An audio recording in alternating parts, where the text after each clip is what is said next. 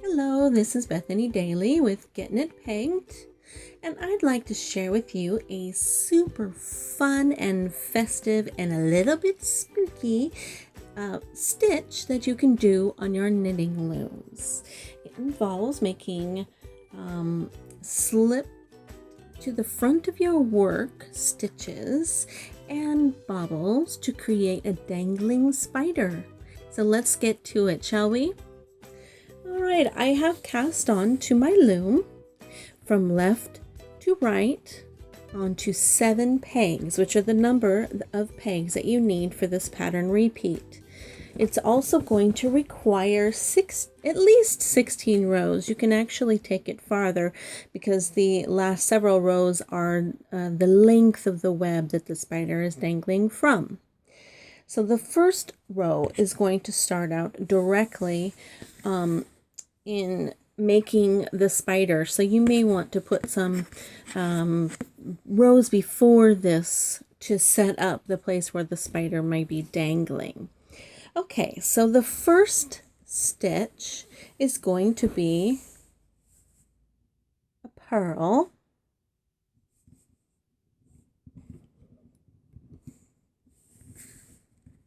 And then we're going to slip with the working yarn in front 5 times.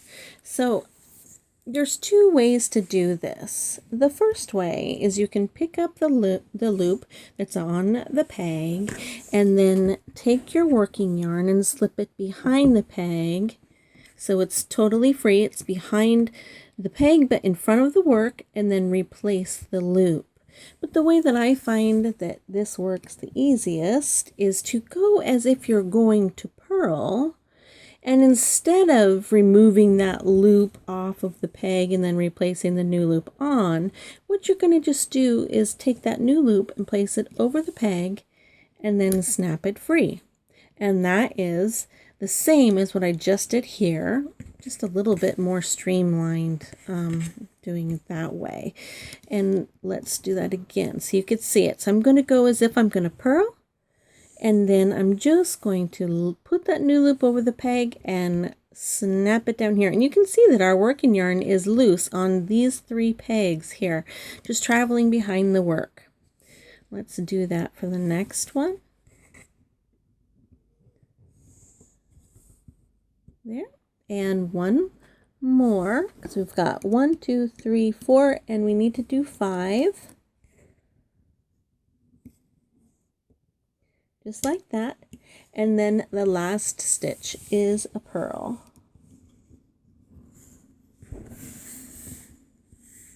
And that is row 1 of our pattern repeat.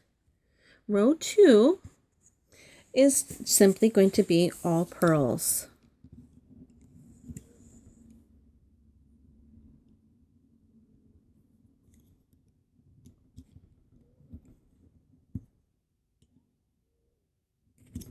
Purls surrounding the spider just really help it to pop off of the front of the project, so you can really see it stand out, and it just looks so spooky, like it's gonna jump out at you.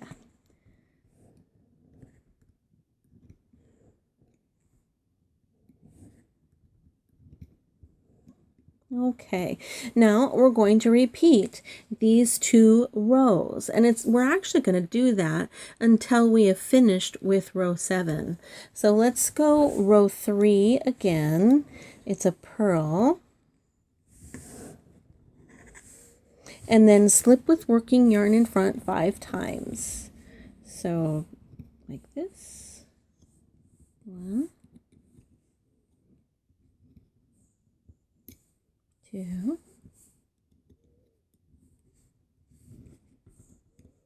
3, 4, and 5. And then purl.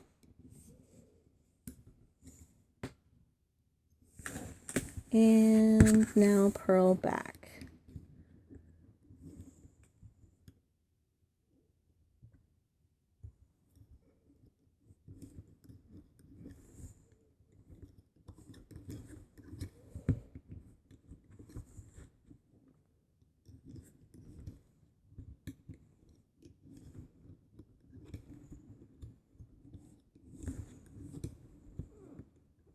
Okay, now that completes row 4. So why don't you go ahead and pause the tape, the video, and meet me back here after you've completed these 2 rows repeating until you've worked the 7th row, and meet me back here. Okay, I have completed the first 7 rows, and now we're ready for row 8. Now, row 8 starts with the first 3 pegs as purls.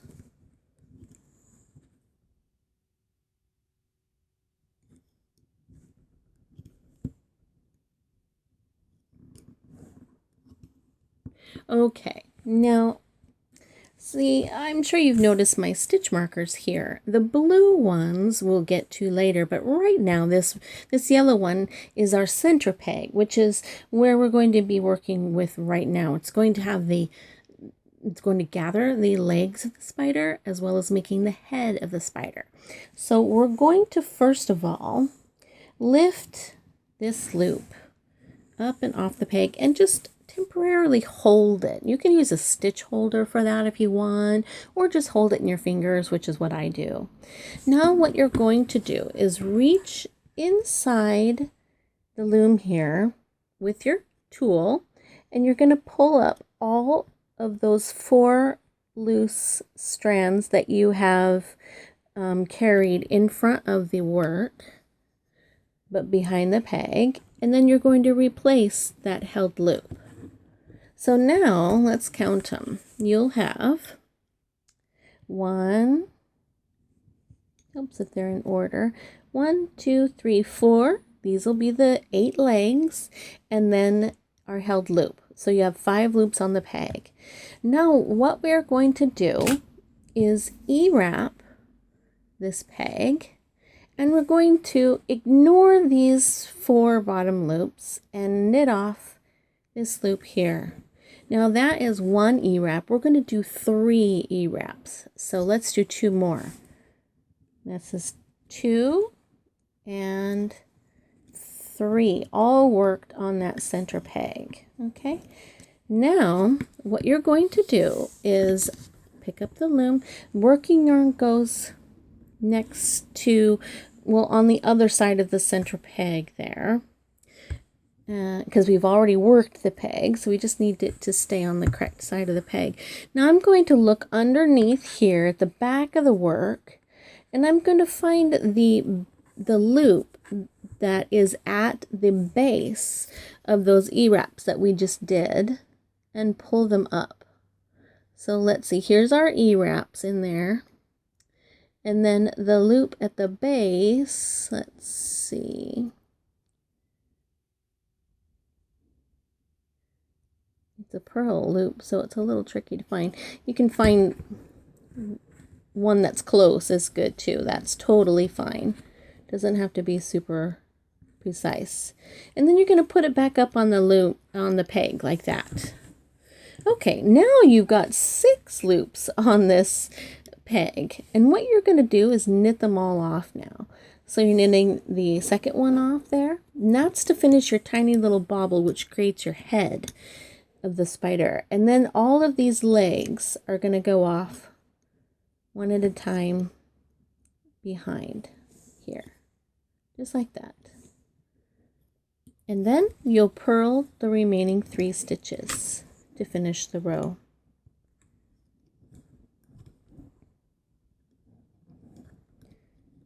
Okay, and that completes row 8. Now row 9 is purl 2. Get my working yarn over here. Okay, purl 2. And now is where these blue pegs are going to come into play, because it's time to create our bobble. Now the bobble is worked over 3 pegs, so it's going to be between these 3 markers here, including the marked pegs. So I'm going to now number these as our bobble pegs. So this is going to be 1, 2, and 3. So we number it in the order that we're going. So I'm going to just knit pegs 1, 2, and 3 of our bobble pegs. And now I'm going to decrease that so that it makes a nice round shape. So I'm going to take the loop from peg 1 of the bobble and move it to peg 2 of the bobble. I'm now going to take the loop from peg 3 of the bobble and also move it to peg 2 of the bobble, and then cinch in that working yarn. Now I'm going to knit off 2 over 1 like this. Okay, now we need to increase back to the 3 so it makes our the body of the bobble. And I'm going to do a half hitch cast on onto peg 3. So I'm going to reach into to grab the working yarn here and pinch it with my pointer finger and my thumb and give it a twist so that the working yarn is coming from underneath the twist, and that is going to be placed onto peg 3 and cinched in. Now the reason that I do that, it's really the opposite of an E-wrap. And the reason I do the half hitch instead of an E-wrap is because when I go to knit it now, or the next row, it's going to make a nice tight loop instead of a loose loop like as if I did a E-wrap. It just works so much better for adding stitches to empty pegs. All right, now we're going to knit peg 2 and then do another half hitch cast on onto peg 1, just like that. See, working yarn's coming from under the loop. All right, now I'm going to come back around and I'm going to knit pegs 1 through 3 again. 1, 2, 3, and then go back and knit 3 through 1, and then back again 1 through 3.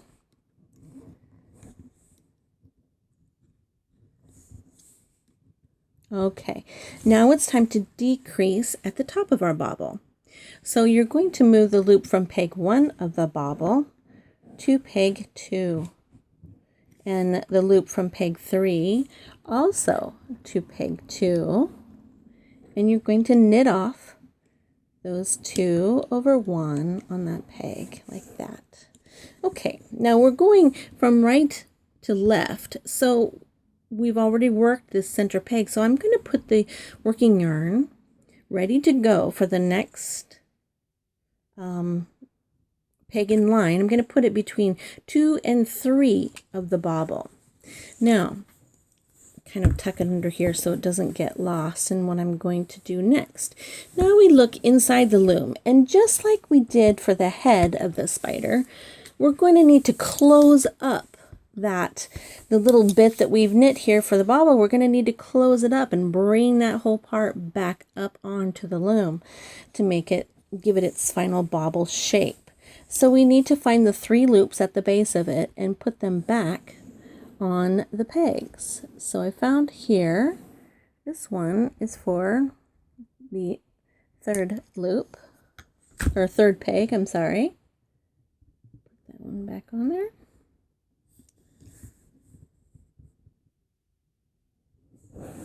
That's another reason why you want to hold your working yarn pretty good. Okay, now we need to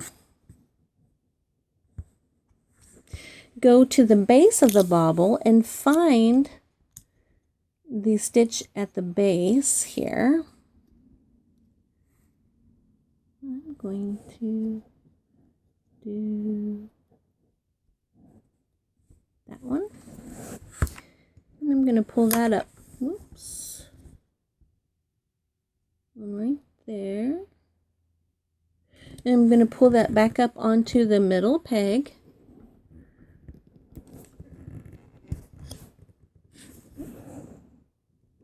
Make sure all your strands are placed properly. And then the final one from over here. If you can see where I'm grabbing that. This one here is going to go back up on peg 1.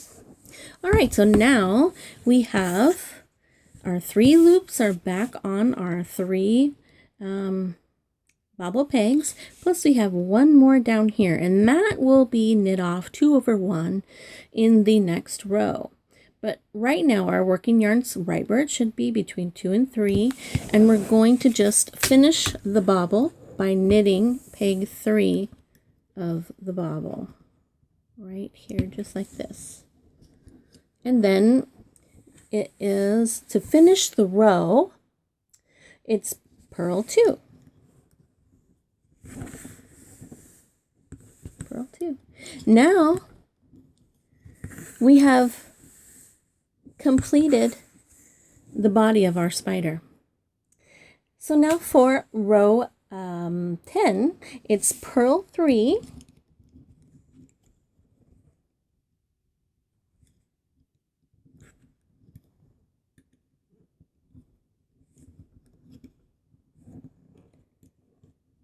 and knit off 2 over 1 on that center peg.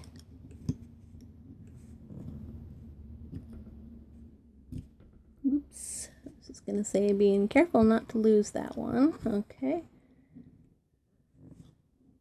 There we go. And then purl 3.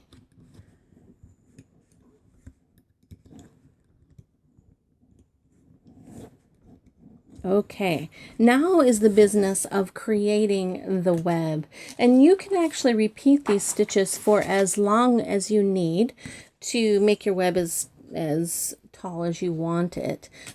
But it starts with a purl 3.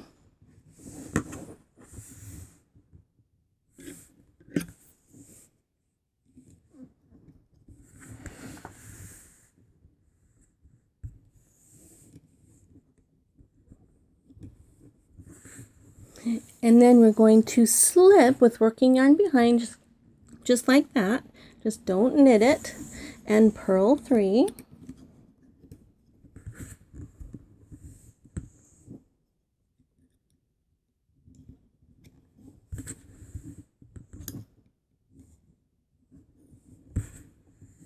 And then the next one is purl 3. The second of the 2 rows you're going to be repeating now.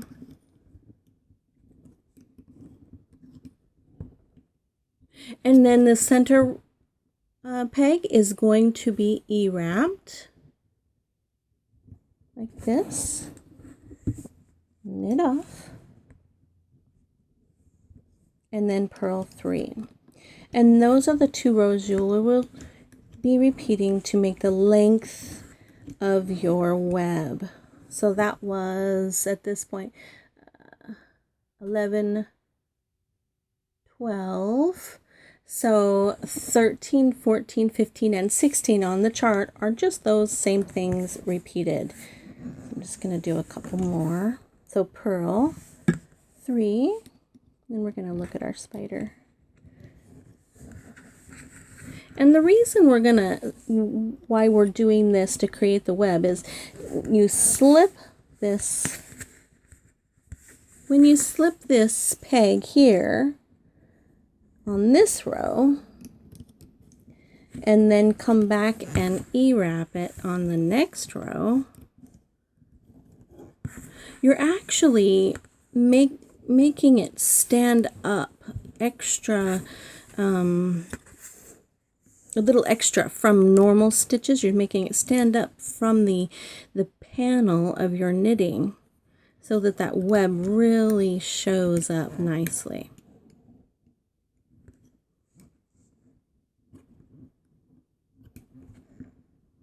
And then E-wrap and purl 3.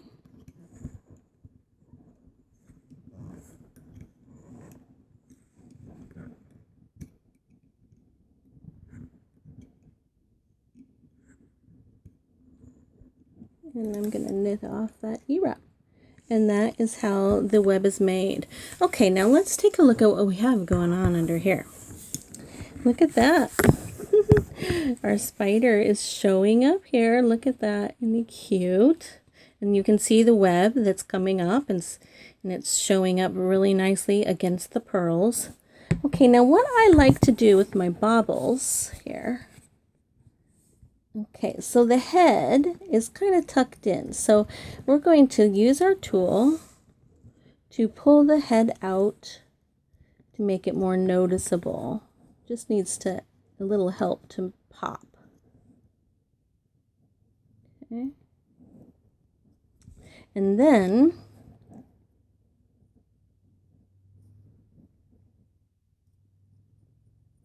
we have our other bobble here, and what I like to do on the bobble to make it a more of a circular shape is go on the sides and pull it out a little bit, and then